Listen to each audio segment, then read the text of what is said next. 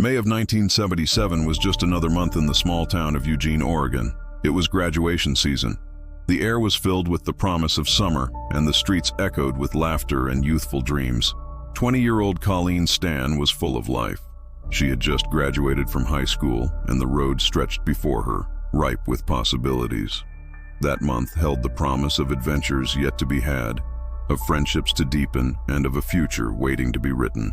But as fate would have it, May 1977 marked the beginning of a nightmare for Colleen, a nightmare that would stretch for 7 long years.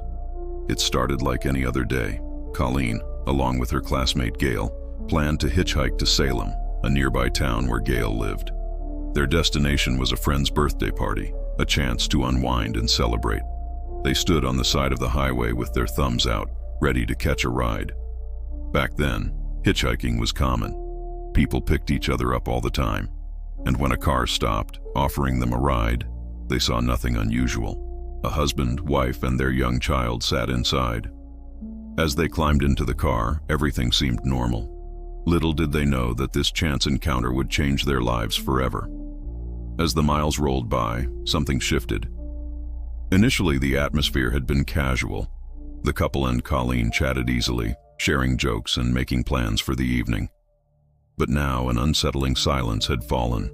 The husband, Cameron Hooker, had turned on a horror movie, a dark comedy slasher film that sent chills down their spines. Suddenly, the playful mood vanished, replaced by an eerie tension. Then there was the strange detour. The driver said he needed to stop at a gas station, but instead drove past it. His next explanation was a trip to the grocery store, but they ended up in a desolate neighborhood. All the while, Colleen felt an unsettling dread creep up on her. The casual conversation was gone, replaced by awkward silences and forced smiles. When Colleen asked how much longer until they reached their destination, Cameron gave a chilling response. "I don't think you're going to get there," he said with a disturbing grin.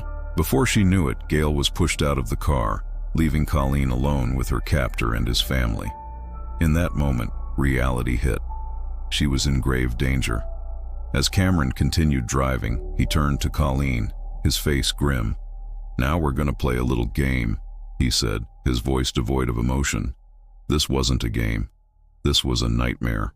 Cameron's wife, Janice, emerged from the back seat. With a sinister smile, she held up a length of rope.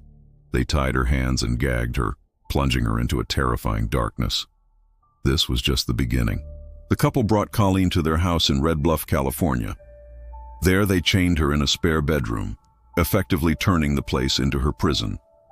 Cameron, a charismatic and manipulative man, used fear as his primary tool.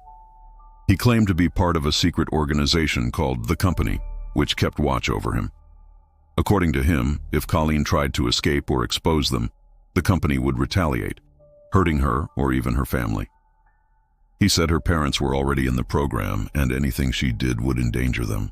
This was pure terror tactics, designed to keep Colleen silent and compliant. Days turned into weeks, and weeks into months. The outside world, with its laughter and light, faded away from Colleen's ears. The only sounds she heard were the 4 walls of her prison room, the creaking floorboards and the ticking clock. Slowly, her world shrank to the point where her bedroom was the universe. Cameron was careful to hide her from the rest of the world, ensuring that she remained unseen and unheard. He was clever. He made sure that nobody knew she was there. Every once in a while, he would bring her food, water, and sometimes newspapers. These weren't just provisions. They were carefully selected to shape the world Colleen saw. He chose what she read, what she consumed, effectively controlling every aspect of her life. Even her thoughts couldn't escape the web he had spun.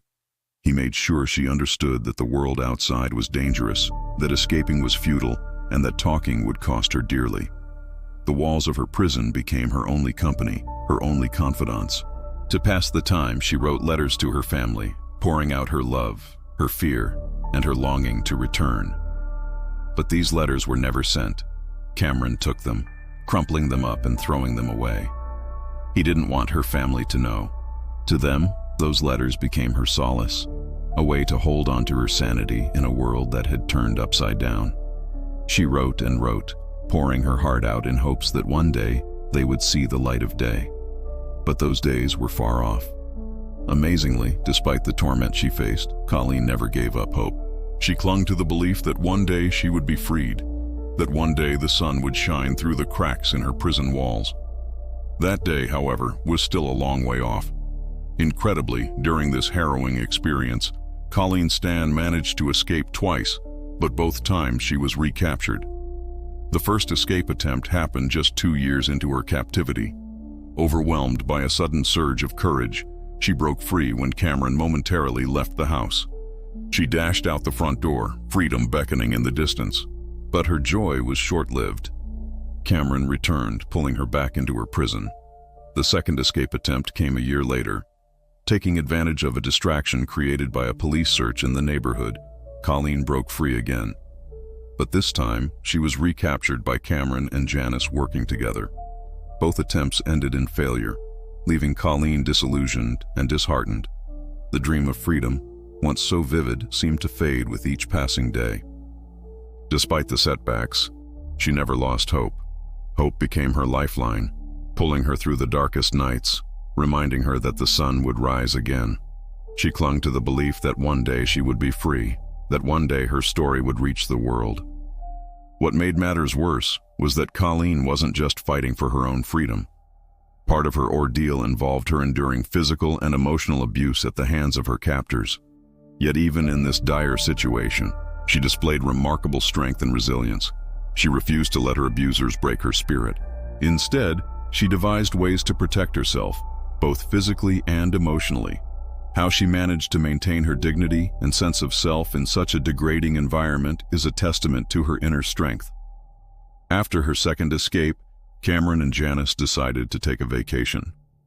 They left Colleen in the care of a friend, a man named Dave. During their absence, Colleen saw an opportunity.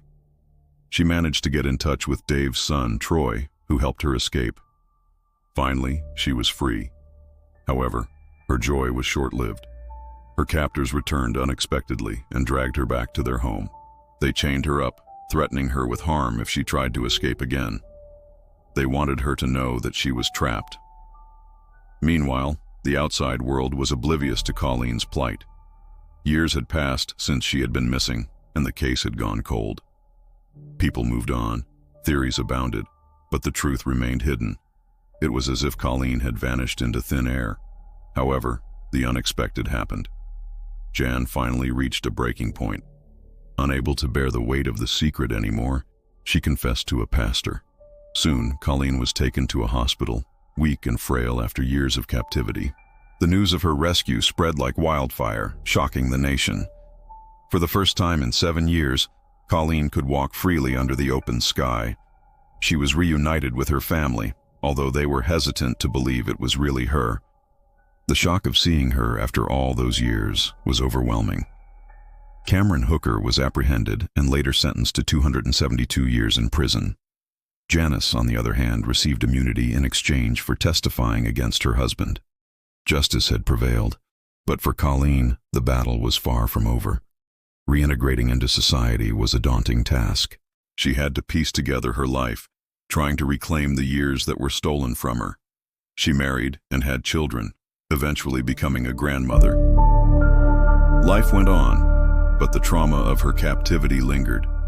Today, Colleen Stan lives a quiet life in Northern California. She chooses to focus on the present, not the past. The memories remain, but they no longer define her.